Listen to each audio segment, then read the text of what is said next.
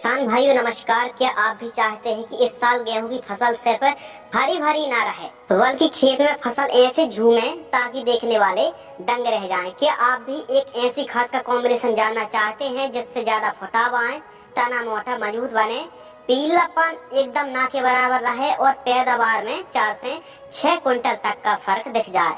तो वीडियो को बिना स्किप किए आखिरी तक देखना, क्योंकि आज हम आपके लिए लेकर के आए हैं गेहूं की फसल के लिए सेकंड खाद और बेस्ट कॉम्बिनेशन, जिसे अगर सही तरीके से दिया जाए तो फसल की जो ग्रोथ है वो 5वें गियर में चलने वाली है। आज हम आपको गेहूं की फसल पर 1 एकड़ फसल पर सिंचाई के साथ डलने वाली परफेक्ट डोज के बारे में बताने वाले हैं। एक ऐसा कॉम्बिनेशन जो कम खर्च पर ज्यादा फायदा देगा और सबसे जरूरी बात, यह रिसर्च और किसानों के ग्राउंड रिजल्ट पर आधारित है। कब दें सही समय? गेहूं बोने के 40 से 50 दिन के बीच यानी ट्रेलिंग स्टेज पर। इस स्टेज पर पौधा फुटाव, जड़ें, तना और मजबूती बनाता है। अगर इसी समय सही खाद मिल जाए तो पूरी फसल का भविष्य बदल जाता है।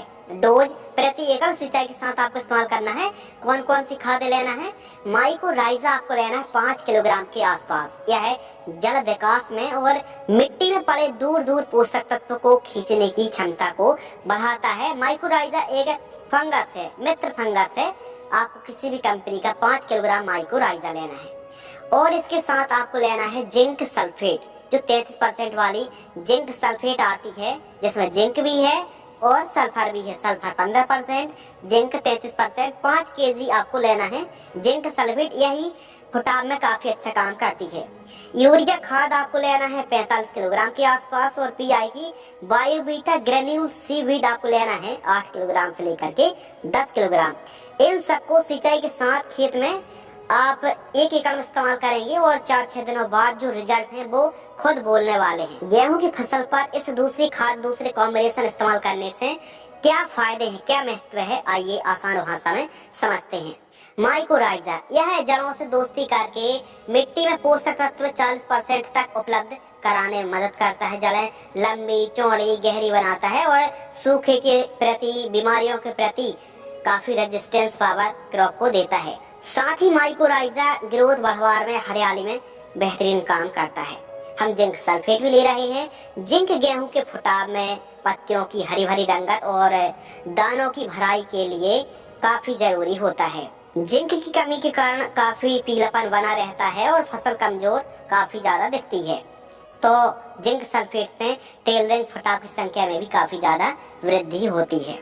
यूरिया नाइट्रोजन पौधे की ग्रोथ के लिए, पत्तियों को, तना को क्लोरोफिल बढ़ाने में काफी महत्वपूर्ण रोल निभाता है। सही मात्रा में यदि आप यूरिया खाद का इस्तेमाल करेंगे तो बढ़िया तेज गति से, तीव्र गति से रॉकेट की तरह फसल की ग्रोथ मिलने वाली है। सीवीड पीआई की बायोबीटा ले रहे हैं। यह पौधे की ऊर्जा, तनाव सहन क्षमता को बढ़ाता है। हार्मोनल जो एक्टिविटी है ग्रोथ को बढ़ाता है और जड़ से लेकर के पत्तियों तक प्राकृतिक बूस्टर की तरह काम करता है।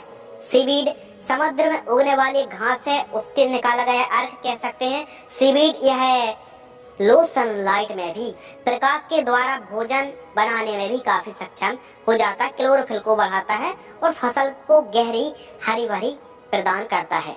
इस कॉम्बिनेशन का इस्तेमाल करने से क्या फायदे होंगे हमारी फसलों पर?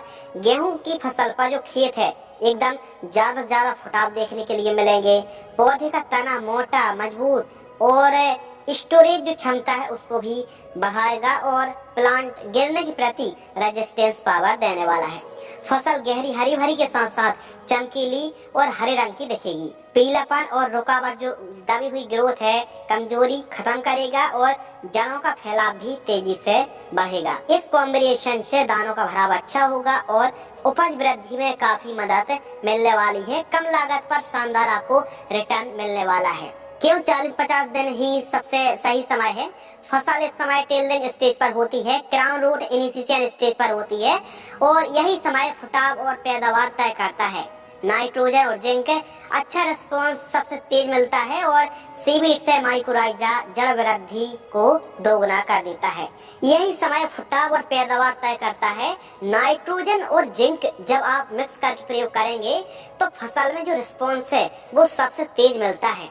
क्योंकि जिंक और नाइट्रोजन मिलकर के फसल को न केवल गहरी हरी भरी बनाता है बल्कि पौधे को मोटा मजबूत देता है, जड़ तंत्र को काफी ज्यादा मजबूत करता है।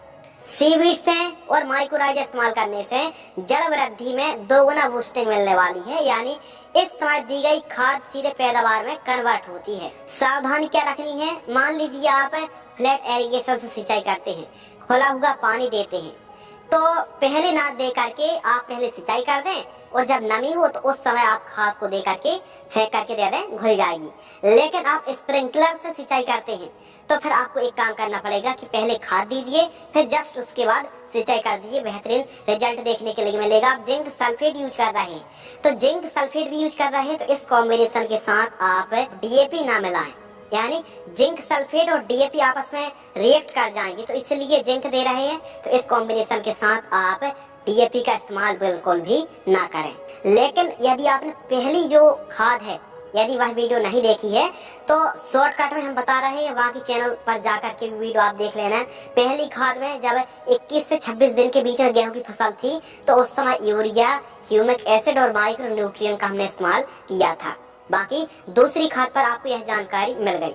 बाकी आगे चल के दानों की चमक बढ़े, जड़ तंत्र मजबूत हो तो पोटास के साथ साथ बोरोन किस स्टेज पर देनी चाहिए, जानकारी आपको मिल जाएगी। अगर यह जानकारी आपको उपयोगी लगी हो तो वीडियो को लाइक जरूर करें और अपने किसान भाइयों तक इसे जानकारी को शेयर जरूर करें। और ऐसी सटीक कृषि से संबंधित जानकारी के लिए द एडवांस एग्रीकल्चर चैनल को सब्सक्राइब कर लीजिए।